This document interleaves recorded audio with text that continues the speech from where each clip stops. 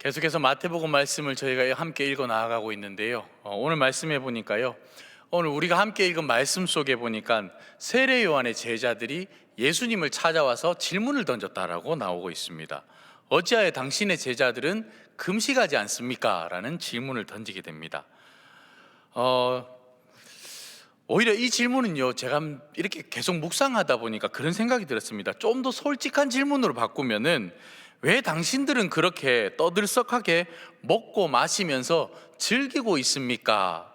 이렇게 쓰는 것이 더 맞겠다 싶은 생각이 들었습니다. 왜냐하면 질문의 의도가 그거였거든요. 왜 당신들은 가는 곳마다 떠들썩하게 그렇게 먹고 마시고 즐기고 있습니까? 라고 얘기하고 있습니다. 사실은 세례 요한의 제자들이 예수님을 찾아와서 질문하는 게 아니고요, 비난하는 것이었습니다. 이때 당시에 많은 사람들이 예수님을 비난했습니다. 예수님의 제자들과 예수님이 가는 곳마다요, 예수님을 많이 비난했는데 주로 어떤 내용을 가지고 비난했냐면요, 마태복음 11장 19절 말씀에 보면 이런 말씀이 나옵니다. 제가 읽어봐 드릴게요. 인자는 와서 먹고 마심에 말하기를 보라, 먹기를 탐하고 포도주를 즐기는 사람이요, 이렇게 기록되어져 있습니다. 예수님을 보는 사람들이요, 이렇게 말했다라는 겁니다. 저 사람은요, 먹는 거 좋아하고 저 사람은 술 마시는 거 좋아하는 사람이다, 이러면서 많은 사람들이 예수님을 비난했다고 얘기를 합니다. 그 시대에 경건한 사람들이 보기에 예수님은 뭔가 좀 이상해 보였다라는 거죠. 그때 당시에 경건한 사람들은 주로 무엇을 했습니까? 금식을 했습니다. 기도도 열심히 했고요, 절제하는 모습도 많이 보여줬습니다.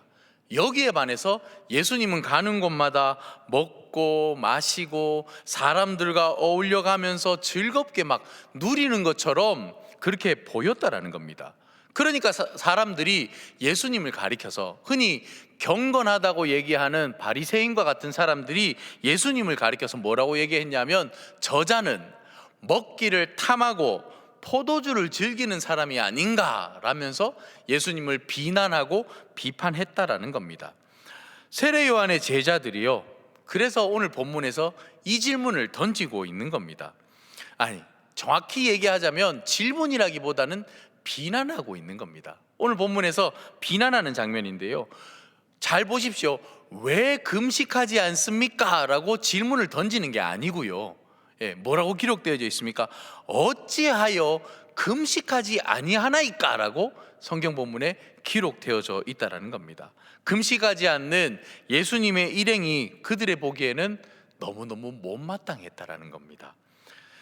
특히나 오늘 본문에 이 질문이 나온 시점도 되게 중요하거든요. 우리가 지난주에 어떤 말씀을 나누었습니까? 예수님이 누구네 집에 갔습니까? 세리 마태의 집에 갔지 않습니까? 세리 마태의 집에서 예수님께서 식사를 하고 난 다음에 이런 송것과 같은, 비난과 같은 질문이 예수님에게 다가왔다라는 겁니다. 오늘 본문은 종합해 보자면 이렇습니다. 세리와 죄인들과 어울려서 먹고 마시는 예수님의 모습이요, 경건한 유대인들이 보기에는 너무너무 못마땅했다라는 거예요. 너무너무 불편했다라는 겁니다. 그래서 오늘 세례 요한의 제자들이 예수님에게 이런 비난의 질문을 던지고 있는 겁니다. 그러자 예수님께서 대답하셨습니다. 본문에 보니 이렇게 기록되어져 있습니다. 혼인집 손님들이 신랑과 함께 있을 동안에 슬퍼할 수 있겠느냐, 이렇게 반문을 하십니다. 그리고서는 뭐라고 얘기합니까? 신랑과 함께 있을 동안에는 혼인잔치에 참여하는 사람들이 왜 슬퍼해야 되느냐라고 얘기를 하는 거예요. 신랑과 함께 즐거워해야지. 여러분, 결혼식에 가서 여러분 슬퍼하십니까? 슬퍼하면 뭔가 이상한 사람이죠. 그렇지 않습니까? 결혼식에 가서 슬퍼하면은, 그렇죠, 이상한 사람이죠. 이렇게 말씀하시고는 두 가지 비유를 얘기를 하시는 겁니다. 첫 번째 비유가 무엇이었습니까? 생배 조각과 낡은 옷의 비유. 그리고 두 번째 비유는 포도주와 포도주를 담는 가죽 부대의 비유. 이 두 가지를 얘기하고 있습니다. 사실상 이 두 가지 비유는 동일한 내용이라고 볼 수도 있습니다. 생배 조각을 가지고 낡은 그 옷을 수선을 하면 어떻습니까? 옷이 오래 입어서 옷이 헤어졌어요. 그래서 생배 조각을 가지고 와서 이렇게 옷을 수선을 합니다. 그러면 어떻게 되겠습니까? 생배조각은요 수축되거나 늘어날 수 있거든요. 예, 그러면은 변형될 수 있다라는 거예요. 그래서 그 옷 자체를 사용할 수 없게 되는 게, 낡은 옷을 상하게 할 수밖에 없다라는 겁니다. 또 포도주와 부대 비유도 동일한 이야기입니다. 새 포도주는 어떻습니까? 새 포도주는 왕성하게 이 발효작용이 막 계속해서 일어나는 거거든요. 낡은 가죽 부대에 새 포도주를 담아 놓으면은 발효작용이 자꾸 일어나니까요, 낡은 가죽 부대가 점점 부풀어 올라서 빵 하고 터져버릴 수 있다라는 겁니다. 예. 그래서 지금 그 비유를 하고 있거든요. 그러면서 예수님 뭐라고 얘기하십니까? 새 포도주는 새 부대에 담아야 하는 것이지 않겠느냐라고 예수님이 말씀하시는 것이 오늘 본문입니다. 여러분, 오늘 예수님의 이 두 가지 비유가요, 잘 보십시오. 어찌하여 금식하지 아니하나이까라는 질문의 답으로 이 두 가지 비유를 했습니다. 그죠? 왜 금식하지 않습니까? 어찌하여 당신과 당신의 제자들은 금식하지 않습니까? 라는 질문에 이런 전혀 엉뚱한 답 같은 이 답을 예수님이 지금 하셨다라는 거예요. 금식은요, 그 경건한 유대인들의 대표적인 신앙 행위였습니다. 그런데 예수님과 제자들은 금식을 하지 않았다라는 거예요. 경건한 유대인들은 금식하는 데 반해서 예수님은 어땠다고요? 죄인들과 이런 사람들과 어울려서, 창기들과 어울려서 음식을 즐기면서 마치 잔치하는 것 같은 그런 모습들이 계속해서 목격되어졌다라는 겁니다. 사람들이요, 보통 어떤 행위를 할 때는요, 그 행위를 하는 이유가 있다라는 거예요. 그렇지 않습니까? 내가 어떤 행동을 할 때는 그 행동을 하는 동기나 이유가 반드시 있습니다. 그래서 이런 말이 있습니다. 어떤 행위의 밑바닥에는 어떤 생각이 있다라는 말이 있습니다. 즉, 수시로 금식을 하는 바리새인들이나 세례 요한의 제자들의 생각과요, 먹고 마시고 즐기고 있는 예수님의 생각은 서로 다를 거라는 겁니다. 지금 하는 행동이 다르지 않습니까? 그러니까 이들의 생각 자체가 다르다라는 겁니다. 오늘 제가 여러분과 함께 나누려고 하는 말씀이요, 바로 이 부분입니다. 도대체 왜 이 두 무리는 어떤 생각을 하기에 다른 행동을 하고 있느냐라는 겁니다. 경건한 유대인들과 예수님이 달라 보이는 이유가 무엇이겠습니까? 단 하나입니다. 하나님에 대한 이해가 서로 다르기 때문입니다. 경건한 유대인들이 생각하는 하나님과 세례 요한의 제자들이 생각하는 하나님과 예수님이 생각하고 있는 하나님은 다르다라는 거예요. 이들은 하나님에 대해서 서로 너무나도 다른 이해를 가지고 있었다라는 겁니다. 그러니까 경건한 유대인의 모습과 예수님의 모습은 다를 수밖에 없었다라는 겁니다. 당시 유대인들이요, 율법을 지키는 일에 대단히 열심을 냈었다고 지난주에도 말씀을 나누었었습니다. 정결하게 구별되는 삶을 살려고 열심히 노력을 했습니다. 그런 노력 가운데 가장 대표적인 행위가 무엇이었냐 하면 금식이었습니다. 금식.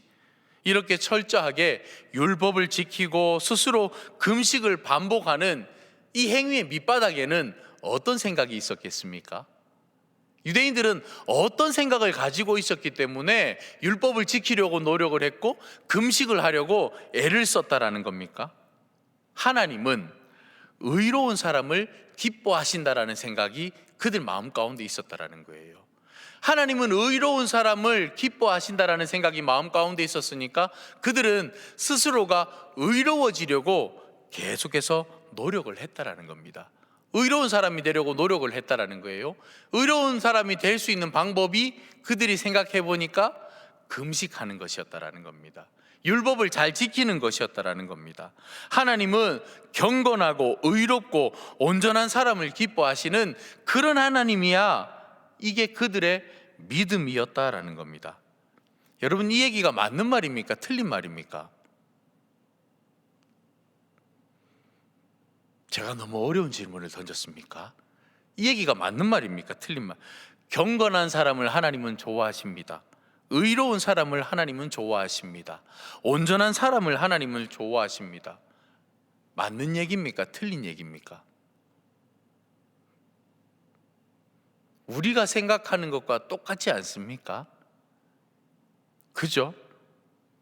그래서 오늘 본문의 얘기에 우리가 더 주목해 봐야 된다는 거예요. 예전에 제가 신대원 다닐 때 성지순례를 갔었습니다. 이 사해 부근의 유적지에 갔었거든요. 사해에 가면은 이 성지순례를 가더라도 사해에 가면은 꼭 해보는 게 있는데, 그 사해 바닷물에 이렇게 떠보는 겁니다. 사해 바닷물은요, 이렇게 수영을 하기 위해 거꾸로 이렇게 이게 똑바로 수영하는 거죠. 똑바로 이렇게 수영하면 큰일 납니다. 뒤로 누워가지고 이렇게 가만히 있어도 그냥 몸이 뜨거든요. 예, 소금물이지 않습니까? 예, 그 사해 바다에 이렇게 갔었던 적이 있는데요. 사해 부근에 가면 굉장히 많은 것이 있는데, 그게 뭐냐 하면 동굴입니다. 자연 동굴. 자연 동굴이 굉장히 많고요. 그리고 그 유적지에 가보면 더 많은 게 있습니다. 너무너무 많이 있는 게 있는데, 더 많지는 않겠죠. 많이 있는 게 있는데, 그게 뭐냐 하면 욕조입니다. 욕조를 많이 볼 수 있습니다. 지금 우리가 알고 있는 그 타일을 깐 욕조 있지 않습니까? 그런 욕조는 아닌데요, 그냥 노천에다가 이렇게 몸을 이렇게 씻을 수 있는 풀 같은 거 있잖아요. 예, 그런 풀이 있는, 그냥 물만 이렇게 담으면 씻을 수 있는 그런 욕조가 굉장히 많습니다. 그 사람들이 그 욕조를 왜 많이 만들었냐 하면요, 몸을 씻는 예식을 행했던 곳이었습니다. 욕조는요. 그러니까 이들은요, 철저하게 율법을 준수하고 광야에서 집단 생활을 했던 사람들이었습니다. 그러니까 세례 요한과 굉장히 관련이 있겠죠. 광야에서 외치던 그 세례 요한과 관련이 있는 사람들인데요, 이들에게 많이 발견된 것이 욕조였다라는 거예요. 왜 욕조가 많았냐 하면 하나님 앞에서 정결함을 유지하기 위해서 계속해서 그들은 씻었다라는 겁니다. 어쩌면 강박적으로 몸을 계속 씻었다라는 거예요. 일을 시작할 때도 손발을 깨끗이 씻는 것은 말할 것도 없고요, 하루 일과가 마치고 나면은 온몸을 깨끗하게 정결하고 깨끗하게 목욕을 하고, 또 마음속에 나쁜 생각을 품고 나면은 그거를 고백하고 물로 씻었다라는 겁니다. 그러니까 이런 것들이 세례의 원형이 되었다라는 거예요. 예. 그래서 욕조가 대단히 많이 발견되고 있습니다. 그들은 물로 몸을 씻는, 그러니까 참회의 의식이라고 표현하겠죠. 참회의 의식을 자주 되풀이했다라는 겁니다. 그런 관점에서 보면은요, 여러분 마태복음 15장에 보면 예수님의 제자들이 음식을 먹을 때 손을 안 씻으니까 바리새인들이 막 기겁을 하지 않습니까? 왜 당신의 제자들은 밥 먹을 때 손도 안 씻습니까? 이렇게 뭐라고 하는 장면 여러분 기억나시죠? 그 장면이 더러워서 얘기를 하는 게 아니고요, 위생의 문제가 아니고요, 하나님 앞에서 정결해야 된다는 겁니다. 하나님 앞에서 정결하지 못하게 손도 안 씻고 어떻게 음식을 먹을 수 있습니까? 그러니까 그들 마음속에는 늘 강박관념 같은 게 있었다라는 거예요. 깨끗하게 더 정결해야 된다, 우리는 더 의로운 사람이 되어야 한다, 그걸 늘 애쓰고 노력했었다라는 겁니다. 왜 그랬다고요? 하나님께서 의로운 사람을 찾으시고, 또 하나님께서는 의로운 사람에게 은혜를 베푸시는 하나님이다라고 그들은 믿고 있었기 때문에 그렇게 계속해서 정결의식을 행할 수밖에 없었다라는 겁니다. 의롭고 정결한 사람이 되기 위해서 매일매일 애를 쓰고 노력을 했다라는 겁니다. 예. 물론 철저하게 율법을 준수하고 금식을 행하는 것도 마찬가지였습니다. 이것들이 다 하나님이 기뻐하실 만한 그런 예식이다라고 그들은 생각하고 최선을 다해서 노력을 해왔다라는 겁니다. 혹시 여러분 가운데 이런 생각하고 계신 분 없으신가요? 나는 죄와 허물이 많아서 하나님이 나를 보시면 못마땅해 하실 거야. 내가 나의 허물을 다 씻고 남김없이 회개하고 하나님 보시기에 좀 의로워진다면 그때쯤은 하나님은 나를 기뻐하시고 내 기도를 들어주지 않을까? 혹시 이렇게 생각하는 분 있습니까? 나는 하나님 앞에서 너무너무 죄인이야. 내 삶을 돌아보면 하나님 앞에서 부끄러움 투성인 것밖에 없어. 그러니 하나님은 내 기도를 안 들어주실 거야. 혹시 이런 생각을 가지고 계신 분 있으십니까? 아니 꼭 그렇지 않더라도요, 이와 비슷한 생각을 가지고 있는 분 계십니까? 내가 개선되어야 하고 내가 의로워져야 하나님께서 나에게 은혜를 베푸실 거야, 이런 생각을 가지고 있다면 여러분, 우리가 복음서를 다시 읽어봐야 됩니다. 성경을요 다시 읽어봐야 된다는 거예요. 당시 경건한 유대인들의 가장 큰 목표가 무엇이었겠습니까? 유대인의 목표가 뭐였겠어요? 경건한 사람이 되는 겁니다. 그렇지 않습니까? 의로워지는 것이었습니다. 의로워지는 것, 의로운 사람이 되는 것이었습니다. 그래야 하나님이 기뻐하시고 그래야 하나님이 나에게 은혜를 베푸실 거야, 그렇게 믿고 있었기 때문에 그들은 그렇게 살았다라는, 그러니까 하루하루 살아가는 게요 쉽지 않았습니다. 너무너무 고단한 삶의 여정이었습니다. 의로운 사람이 되려고 노력하는 것, 여러분 기특하지 않습니까? 저도 이렇게 중고등부 옛날에 전도사도 하고 다 했었는데요, 중고등부 전도사할 때 우리 중고등부 학생 가운데 수련회 가서 막 은혜 받고 막 뒤집어지고 방언도 터지고 막 그런 지체들 생기지 않습니까? 그리고는 그들의 삶으로 돌아갔을 때, 전사님 저 이러려고 열심히 노력했어요, 하나님 앞에요 막 열심히 노력했어요. 너무너무 기특하잖아요. 그렇지 않습니까? 너무너무 예뻐 보이잖아요. 그러나 그런 마음으로 살아가는 사람들은요 대부분 함정에 빠집니다. 함정. 어떤 함정이 있냐면요, 두 개의 함정이 있는데요, 첫 번째 함정은 뭐냐면요, 삶의 기쁨이 없습니다. 삶의 기쁨이 없어요. 그들에게 하나님은 어떤 하나님이냐 하면, 도달할 수 없는 목표를 세워놓고서는 그 목표를 달성하라고 계속해서 말씀하시는 가혹한 아버지와 같은 그런 하나님이다라는 거예요. 그러니까 그들은 하나님을 기쁘게 해드리기 위해서 부단히 노력하는데, 그 노력 과정 가운데 삶의 기쁨을 다 증발시켜 버리는 겁니다. 삶의 기쁨이 없는 겁니다. 물론 때때로 그런 날이 있죠. 하나님 아버지를 좀 만족시켜 드린 것 같은 날도 있습니다. 예컨대 오늘 뭐 새벽 기도 왔다가 기도를 엄청 오래 했어요. 기도를 엄청 오래, 막 그냥 어느 날 나도 모르게 기도를 엄청 오래 한 날이 있습니다. 성경도 읽는데요 10장, 20장, 30장 많이 읽었습니다. 때로는 교회 가서 농선봉도 갔다 오고요, 봉사활동도 하고요, 전도도 했습니다. 그리고 또 어느 날은 제법 내가 이 정도 하면 하나님을 좀 만족시켜 드리지 않았을까? 그러면서 제법 마음이 편안하기도 합니다. 그런데요, 그런 날은 극히 드물잖아요.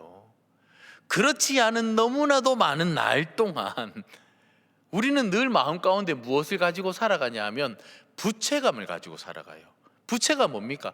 빚진 자처럼 살아가는, 그 갚으려고 자꾸만 살아가는 거예요. 내가 할 일을 다 하지 못한 것처럼 내가 의로운 사람이 되려고 계속 노력하다 보니까요 내 삶 가운데 기쁨이 사라져 버리는 겁니다. 믿음의 삶의 과정이 그런 과정이라면 우리 삶의 여정 가운데 기쁨이 머물 수가 없습니다. 그렇지 않습니까? 기쁠 수가 없어요. 두 번째 함정은 뭐냐 하면 비난의 사람이 되는 겁니다. 의로운 사람이 자꾸 되려고 노력하다 보니까 비난의 사람이 되는 겁니다. 왜 비난의 사람이 되냐 하면요, 나는 하나님을 만족시켜 드리기 위해서 열심히 참고 견디고 이렇게 애쓰고 있는데, 그렇지 않은 사람들을 딱 보면은 화가 나는 거예요. 막 답답한 겁니다. 그런 사람들 보면 너무 못마땅한 거예요. 야, 어떻게 예수를 저렇게 믿냐? 저 사람들은 어쩌자고 저러냐? 기도도 안 하고 성경도 안 읽고 새벽 기도도 안 나오고 술 담배도 못 끊고 무슨 믿음 생활을 저렇게 하냐? 남들이 못마땅한 게 보이는 거예요. 우리가 오늘 읽은 말씀 속에서요 세례 요한의 제자들이 빠진 함정이 지금 이 함정인 겁니다. 자기들은 열심히 하나님께 의로운 사람이 되기 위해서, 하나님께 잘 보이기 위해서 금식하고 노력하고 있는데, 왜 당신들은 금식하지 않습니까? 왜 당신들은 노력하지 않습니까? 이게 뭐냐 하면 자신이 스스로 의로워지려고, 스스로 의로운 사람이 되려고 애쓰는 사람들이 빠지게 되는 함정이다라는 겁니다. 하나님께서 의로운 사람들을 찾으신다고 이렇게 믿는 사람들은요, 의로운 사람이 되려고 부단히 노력합니다. 그러나 예수님께서 보시기에는요, 그런 사람들의 믿음은 마치 무엇과 같다고 얘기하냐면요, 묵은 포도주 같다고 얘기를 합니다. 묵은 포도주. 포도주가 오래 묵으면 향기가 깊은 좋은 술이 된다는 그런 의미가 아니고요, 더 오래되어 가지고, 너무너무 오래되어 가지고, 너무 오래되면은 이 식초처럼 되잖아요. 초가 되어 버리는. 그러니까 씌어버린 포도주, 못 먹는 포도주, 그걸 얘기하는 거거든요. 그리고 그런 믿음에서 나오는 그들의 종교 행위를 뭐라고 얘기하냐면 낡은 가죽 부대라고 얘기를 하고 있습니다. 너희들은 묵은 포도주와 같고 낡은 가죽 부대와 같다라는 거예요. 이 말이 무슨 말이냐면, 철저하게 율법을 지키려고 하고 수시로 금식하고 강박적으로 몸을 씻는 행위를 하는 이 모든 것들은 다 낡은 가죽 부대와 같다라는 거예요. 예수님 보시기에 그렇다는 겁니다. 여러분, 그렇다면 새 포도주는 뭘까요? 새 포도주는 무엇을 얘기하는 것이겠습니까? 새 포도주는 복음입니다. 예수님의 복음. 그 복음을 설명하자면 너무너무 단순합니다. 유대인들은 하나님이 의로운 사람을 사랑하신다라고 믿었잖아요. 예수님의 복음은 그게 아니고요, 하나님은 죄인을 사랑하시는 하나님이시다라는 겁니다. 의인이냐 죄인이냐. 하나님의 의인을 사랑하는 것이 아니고 죄인을 그 모습 그대로 받아주시는 하나님이라는 것, 이게 예수님의 복음이었지 않습니까? 지금 저희가 몇 주 동안 계속해서 이 말씀을 나누고 있지 않습니까? 복음에 대해서 나누고 있잖아요. 마태복음 9장 13절, 지난 주일에 이 말씀 우리가 나눴잖아요. 마태복음 9장 13절에서 뭐라고 되어져 있습니까? 나는 의인을 부르러 온 것이 아니요 죄인을 부르러 왔노라 하시니라, 이렇게 기록되어져 있거든요. 하나님은 의인을 찾는 하나님이 아니고 죄인들에게로 찾아오시는 하나님이었다라는 겁니다. 그리고 그 죄인들에게 먼저 용서를 선포하시는 하나님이었습니다. 죄인들이 진짜 의로워져서, 죄인들이 진짜 의인이어서 의로워져서 의인이 된 것이 아니고요, 죄인들을 하나님이 먼저 용서하시고 이 사람들은 더 이상 죄인이 아니다라고 선포하시니까 의인이 되었다라는 겁니다. 여러분, 이 차이 잘 아시겠지만 한 번 더 들어보십시오.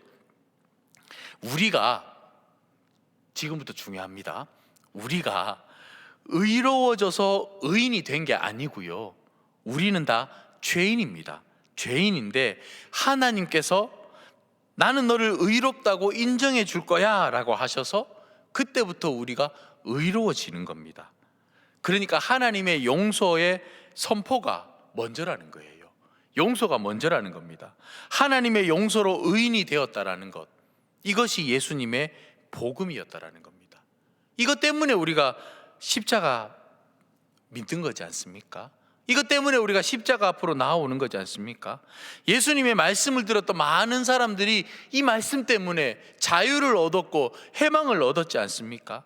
나는 죄인이라는 이 죄의식 가운데 눌려있던 세리와 창기와 죄인들과 같은 이 많은 사람들이 하나님은 너희를 사랑하신단다, 하나님은 너희를 너무너무 사랑하신단다, 이렇게 말씀하시고 또 정죄하지 않으시고 용서를 선포하시니까 이들에게 필요한 것이 잔치 아니겠습니까? 먹고 마시고 즐겨야 하는 그 잔치 아니겠습니까? 그러니까 예수님이 가는 곳마다 사람들이 모여들어서 잔치가 일어나는 거예요. 왜냐하면 하나님이 우리를 사랑하신다고 하니까요.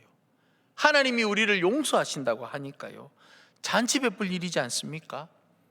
아마 그들은 예수님께 이렇게 묻고 싶었을 겁니다. 아니 이렇게 물었을 겁니다. 예수님 말씀 정말이에요?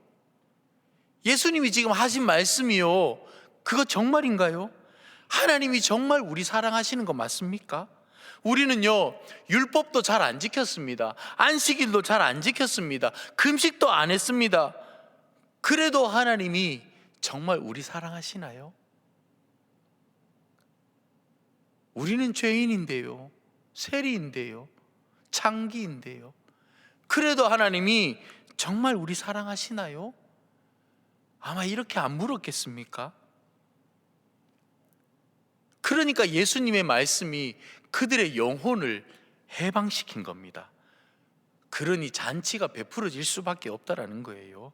놀랍게도요, 이런 잔치가 막 계속해서 일어나고 베풀어지는 곳에서요, 또 기대하지 않았던 일이 일어납니다. 그걸 생생하게 보여주는 게 뭐냐면요, 그 마태와 같은 세리, 마태와 같은 세리 하면 여러분 생각나는 세리가 또 누가 있습니까? 예, 질문하지 말라고 하던데 저도 모르게 질문을 자꾸 하게 되네요. 마태와 같은 세리, 삭개오 있잖아요. 삭개오 이야기.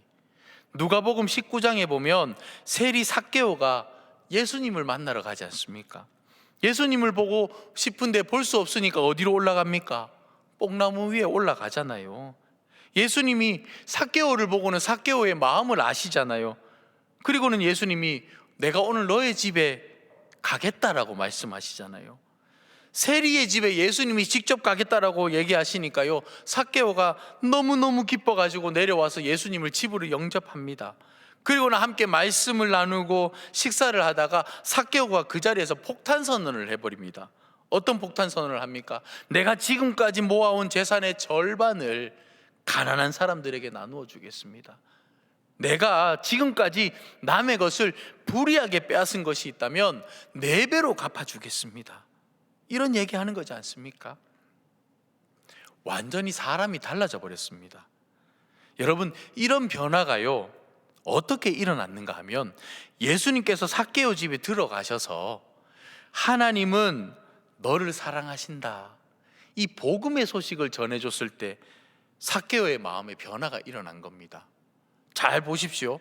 삭개오가 의로워져서 예수님이 삭개오의 집에 간 것이 아니고요, 예수님이 삭개오의 집에 가니까 삭개오가 의로워졌다라는 겁니다. 원인과 결과가요, 유대인이 생각하는 것과 반대라는 거예요. 그동안 바리새인들이 생각해왔던 것, 세례 요한의 제자들이 생각해왔던 것과요, 완전 반대라는 겁니다. 반대. 하나님이 의인을 찾으신다는 유대인들의 믿음, 쉬어버린 묵은 포도주와 같다라는 거예요. 하나님은 죄인을 찾으러 오셨다라는 이 선포, 이 복음이 새 포도주다라는 겁니다. 그렇다면 새 포도주를 담을 수 있는 부대는 어떤 부대여야겠습니까? 복음이 새 포도주라고 말씀을 드렸습니다. 포도주가 믿음의 내용이라면, 복음이 새 포도주라면, 여러분, 가죽 부대는 무엇이겠습니까? 믿음을 담아내는 삶의 방식입니다. 그죠? 가죽 부대는 믿음을 담아내는 삶의 방식이지 않습니까? 이 삶의 방식은 어떤 방식이어야 하겠습니까? 하나님께서 죄인을 사랑하시고 찾아오시고 먼저 용서를 선포하신다는 이 복음이 새 포도주에 어울리는 삶의 방식은 어떤 방식이겠습니까? 한마디로 얘기하자면요, 은혜를 아는 삶입니다. 은혜를 아는 삶. 우리가 어떤 삶을 살아가야 되냐 하면요, 어떤 가죽 부대의 삶을 살아가야 되냐 하면 은혜를 아는 삶입니다. 내가 하나님의 은혜를 입은 사람이다라는 것을 알고 살아가는 겁니다. 여러분, 하나님의 은혜를 입으셨습니까? 아닙니까? 여러분, 하나님의 은혜를 입으셨습니까? 아멘이지 않습니까? 은혜를 아는 삶은요, 2가지 방향으로 나아갈 수 있습니다. 첫 번째는 뭐냐면요, 은혜에 대해 감사하며 살아가는 삶입니다. 은혜에 감사할 수밖에 없습니다. 내가 의롭지도 않고 내가 온전하지도 않고 여전히 나는 허물투성이지만 내가 예수님을 믿었더니 예수님께서 나를 의로운 사람으로 여겨주셨습니다. 나를 하나님의 자녀로 삼아주셨습니다. 그러니 우리는 하나님 감사합니다. 하나님 감사합니다. 이와 같이 감사하는 마음으로 살아갈 수밖에 없다라는 겁니다. 내가 은혜를 알게 되니까요, 감사할 수밖에 없다라는 거예요. 이게 은혜를 아는 삶이지 않겠습니까? 이미 나는 부족한 내 모습 이대로 하나님 앞에 받아들여진 사람이라는 이 사실을 알고서는 감사하는 겁니다. 그게 바로 새 포도주에 합당한 새 부대의 삶이다라는 겁니다. 우리가 즐겨 부르는 찬송가, 이런 찬송가 있지 않습니까? 내 모습 이대로 주 받아주소서, 날 위해 돌아가신 주 날 받아주소서. 예수님께서 나를 위해 돌아가셨다라는 거예요. 이미 나를 위한 희생 제사가 다 치러졌다라는 겁니다. 그러니까 내가 내 스스로 의로워지려고 그렇게 뭘 더해야 할 필요가 없다는 거예요. 그러므로 이렇게 나를 위한 희생의 제사가 이미 치러졌음에 대해서 감사하며 살아가는 겁니다. 주님 감사합니다. 하나님 감사합니다. 그게 복음에 합당한 삶이지 않겠습니까? 내가 이렇게요, 은혜 입은 사람이라고 생각하고 그렇게 그 생각을 가지고 살아가게 되면은요, 점점 나도 모르게 은혜에 합당한 사람이 되어져 가는 겁니다. 하나님을 만족시키기 위해 애를 써야 하는 믿음의 길을 걸어가는 것을 말하는 것이 아닙니다. 날마다 회개하고 자기를 채찍질하는 그런 믿음의 길을 걸어가는 것을 말하는 것이 아닙니다.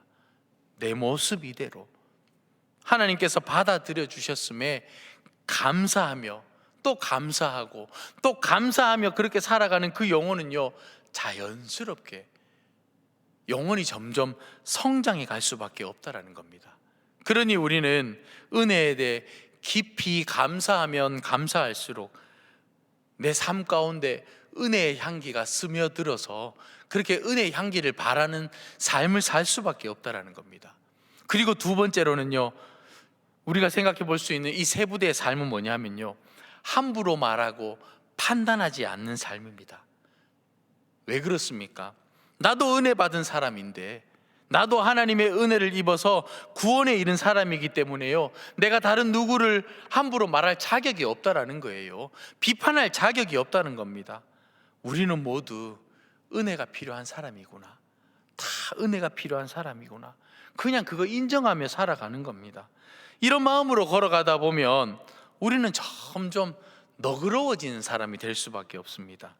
그렇게 살아가는 삶이 새 포도주를 새 부대에 담는 그런 삶이 아니겠습니까?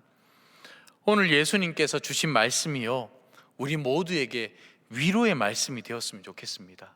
우리 모두에게 힘이 되는 말씀이 좋겠습니다. 하나님은 의인을 찾는 분이 아니시고 죄인을 찾아오신 분이십니다. 우리가 의로워져야 하나님의 은혜를 입는 게 아니고요, 내 모습 이대로 하나님의 은혜를 이미 입었습니다. 여러분, 하나님의 은혜를 우리가 이미 입었다고요. 그리고 그 은혜에 깊이 감사하고 또 감사하고 그 은혜를 되새길 때마다요, 우리는 자기도 모르게 그 은혜에 합당한 삶을 살아가게 된다라는 겁니다. 여러분, 이렇게 생각하면 믿음의 길은요, 고달픈 길이 아닐 것 같아요. 믿음의 길은 너무너무 힘든 길이 아닐 것 같아요. 믿음의 길은 행복한 여정이지 않겠습니까? 믿음의 길은 너무너무 기쁜 일이지 않겠습니까? 내가 이런 은혜를 입은 사람으로서, 그런 마음으로서 내가 조금 더 편안하고 또 너그러운 마음으로 행복한 믿음의 길을 걸어가는 우리 모두가 되기를 간절히 소망합니다. 기도하겠습니다. 세리 마태의 집에서 많은 세리들과 죄인들의 친구가 되어주셨고, 하나님은 죄인을 사랑하시고 죄인들을 찾아오시기에 우리가 하나님의 은혜를 받아들이기만 하면 된다는 복음의 소식을 전해주셨고, 또 당신 자신이 십자가에 죽으심으로써 몸소 우리의 복음이 되어주신 예수님, 저희가 이 신선한 복음의 새 포도주에 어울리는 새 부대의 삶을 살아가게 하여 주시옵소서. 항상 그 은혜를 생각하고 감사하는 마음으로 주신 생명의 삶을 편안히 누리게 하시고 깊은 감사가 빚어내는 따뜻하고 너그러운 영혼들이 되어져 갈 수 있도록 주님 우리와 함께 하여 주시옵소서. 감사를 드리며 거룩하신 예수님의 이름으로 기도합니다. 아멘.